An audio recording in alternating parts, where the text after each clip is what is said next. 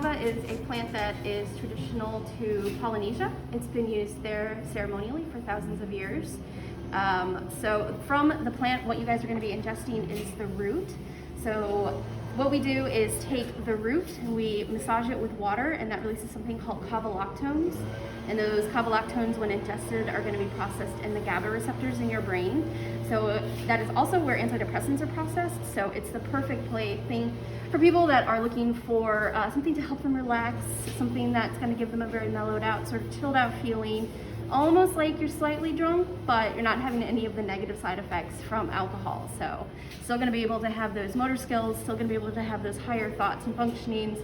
So I always say, like, you can't blame the Kava if you try to send a little message to an ex or something. It's not the Kava's fault. Can you drive after? Absolutely. Okay, yeah. You're just chilled out. Yeah, it's just it's gonna give you a very relaxed sort of feeling.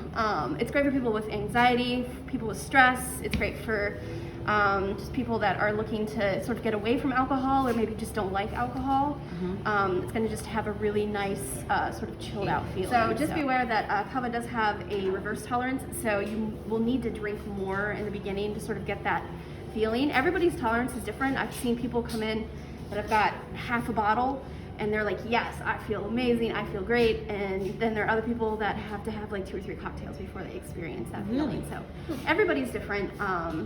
But we recommend, you know, if you're really looking to have the true Kava experience, get those true Kava flavors to try maybe the Grab the Bowl. It's one of the best ones to try. It has a lot of Kava in it. It has a couple of different types of Kava that we do. It has our traditional, that's how it would have been served ceremonially, just water, and then our Kava extract as well. Okay. And then it mixed with a little bit of coconut milk, a little bit of sugar. You know, we can do samples for you guys. You can try sort of what the Kava might taste like, and you can sort of familiarize yourself with it, because there are definitely people that will try Kava and be like, I don't like it. This tastes like grass, tastes like leaves, tastes like dirt. Some of the tastes So like how is it in regard to comparison to wheatgrass? Because I tried wheatgrass and I was ew. Yeah, it's kind of similar. It's more dirty, earthy.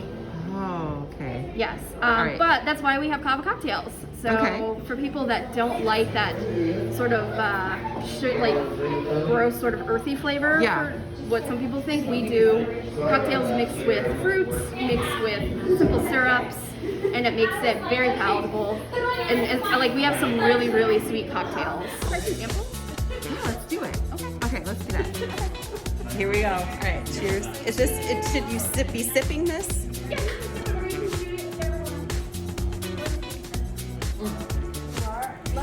Did a shot. You would be glad you did. You're so funny. This was your reaction to wheatgrass.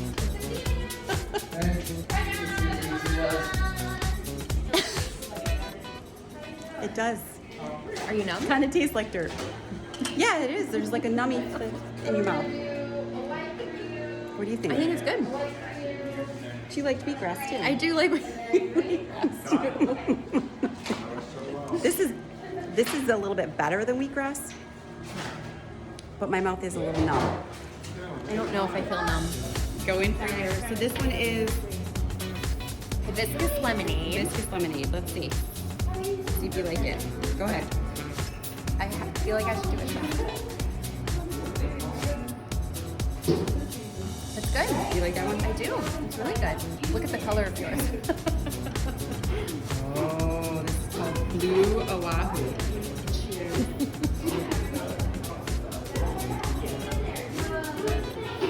Ooh. That is sweet and sour. It's very Kool-Aid looking, isn't it? When did you get into Kava? Like, how did you? I started working here in August, and I'd never heard of Kava, never heard of Kratom, and then I just happened to fall in with the owners and to meet them, and to them it was really important that they found the right people that fit in here and were able to give that aloha experience that they were looking for. So for me, I just sort of discovered it through working here, and I absolutely love it. What one are you making there? This is a Kratom chiller. So it's Kratom powder mixed with a coconut, pineapple, and orange juice. You're welcome. Huge kratom fan as well. I really like drinking kratom as well. It gives me sort of a... What's kratom? So- oh, that's on there too. Yeah, kratom is going to be, it's a plant also. It's indigenous to Indonesia. Uh-huh. And it's going to be processed in the opioid receptors. So it's going to be a stimulant, Yeah. where the kava is sort of like a relaxant. And it's going to have 3 different strains. You have the white strain, which gives you a very focused, sort of honed in feeling of energy. You get really peppy from it. And then Oh, we have the green strain, which is great for anti-anxiety, great for just relaxing all around, chilling out. It's a very mental sort of experience. And then we do the red strain, which is my favorite. That's great for inflammation, any type of minor aches and pains. Great for that time of the month. It's just sort of ebbs and sort of eases of things. We also have something called the dark magic, which is a mix of the red kratom and CBD, and that's really nice for pain because it's also brewed with a wellness tea that is mixed with like a sleep and pain wellness tea that we do, and it's just it's just delicious. so what's the one you were talking about? Was that kratom that you did for inflammation? Was that kratom? Yeah. So that's gonna be the red strain. And what does kratom taste like? It's sort of similar in texture to matcha, so it's gonna be. It sort of looks like matcha even. So we do our kratom a little differently. We actually brew it as a tea, Okay.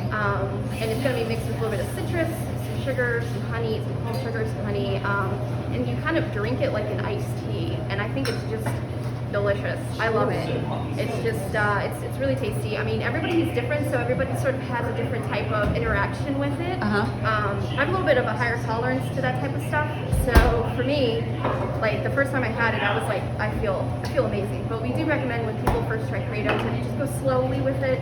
Take it easy. You know, drink maybe half of your drink over a 20-30 minute period just to see how you're feeling, how your body is reacting. You know, it's important to listen to your body and see how you're feeling. So, you know, if your body is like, my tummy feels a little not sure, then that's when you know to stop. You know, when you start feeling it, like mentally, especially for like the green one, that's when you know I've reached my peak and this is perfect. This is where we stop. Is Kava and kratom okay for pregnancy, breastfeeding? Neither one. There's been any studies really done on in America on Kava, so we sort of leave that up to the woman's discretion. I actually did have a pregnant woman come in who has been using Kava her entire pregnancy, but I also had some women come in that were breastfeeding that were a little bit, you know, more hesitant to use that. But I will say that in Polynesia, all of the women over there continue to use Kava through their pregnancy and through breastfeeding. But you know, it's definitely up to each woman. That's actually the grab bowl. Ooh, Pretty. are there any drug interactions? Like if somebody's already on it? So if you're on an antidepressant, because of the fact that Kava is being processed in the GABA receptors, that's also where antidepressants are processed. So it's important to just be aware and cognizant that, you know, if you are drinking a fair amount of it, it's kind of like getting taking a double dose of your antidepressants in a day. So it's just something to be aware of. Is there anything with kratom in terms of that interaction, or is that different? No, I mean, you just have to be aware that because of the way it's processed in your body and the opioid receptors, you just have to be careful because it can be addictive if you sort of abuse it. If you continuously use it day after day in large amounts, it can become sort of addictive to you, and you do have to be careful with like building up a tolerance with it and then drinking more and more and more and more of it. So it's kind of not like Kava. The more you drink Kava, the less you need to drink of it over time to sort of get that same It's experience. really interesting because, and it's pronounced multiple different ways. The way they actually say it in Indonesia is totally different. So whatever you say here is not quite right, but that's fine. Some people say kratom, some people say kratom. Kratom is actually a little bit closer. But for whatever reason, kratom is grown in Indonesia. It is another herbal alternative that for some reason is often paired with kava in terms of how it's sold in the United States.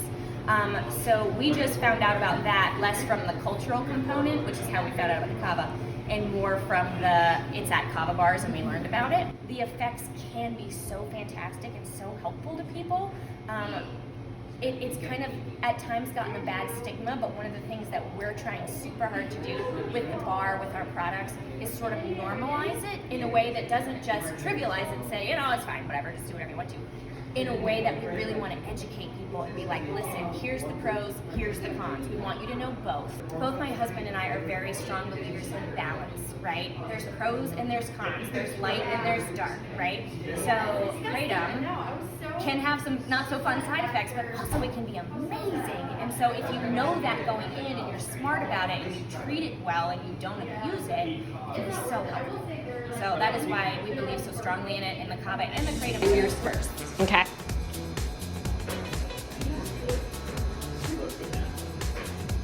Oh, that's good. Yay! I'm so excited to try it. My mouth has been salivating the whole time. Like, it looks really Going yummy. in for mine. Okay. Okay.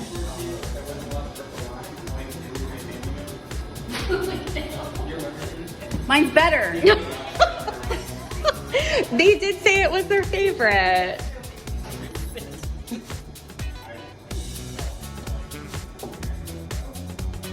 That is good. It's like Butterscotchy, right?